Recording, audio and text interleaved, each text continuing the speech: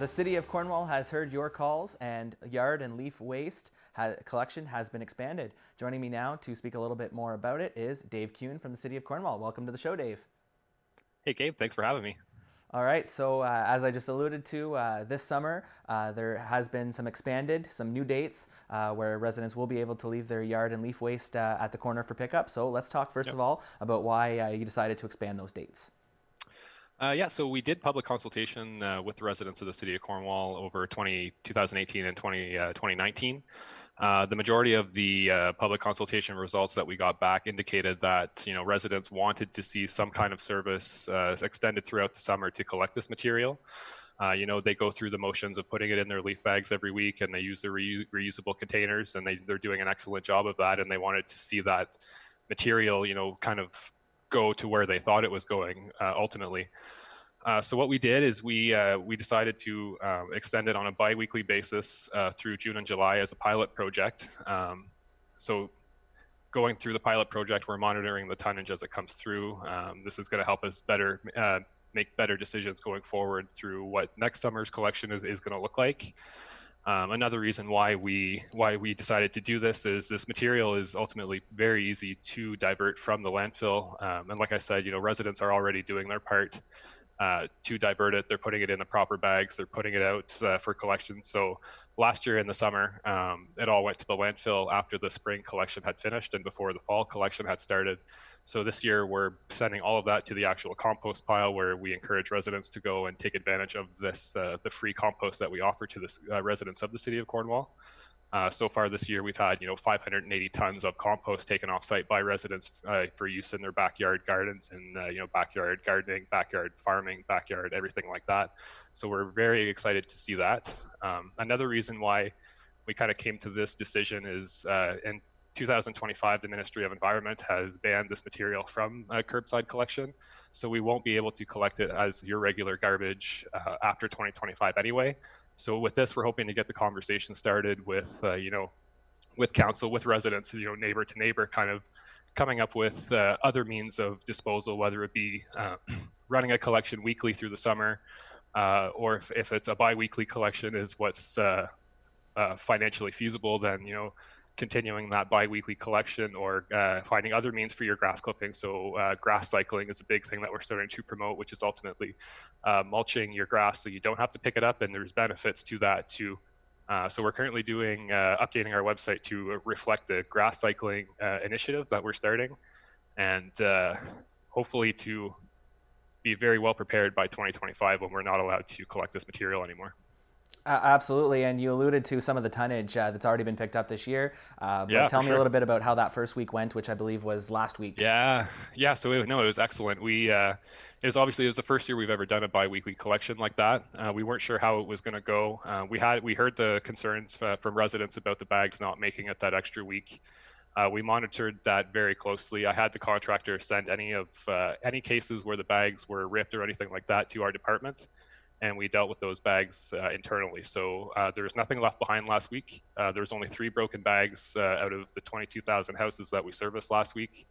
And ultimately, we collected 97 metric tons, which is the equivalent of 16 elephants, or 213,000 pounds. And that was diverted. That would have been regular garbage as of last year.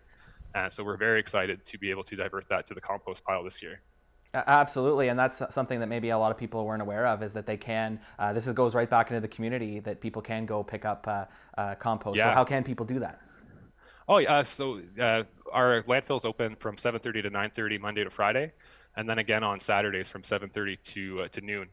And any resident from the City of Cornwall, you just go in, you weigh in. The scale house operator will direct you to the compost pile. You bring your shovels, containers. If you have a little trailer you want to pull in to fill that up, you can back right up to the compost pile. It's screened. It's ready to go. It's free. We have, we've had more tons this year go out than ever before, and probably as much as like the last 3 years combined, with everybody being home for the COVID stuff. So it's been a very big success this year. We're happy to see residents taking advantage of this.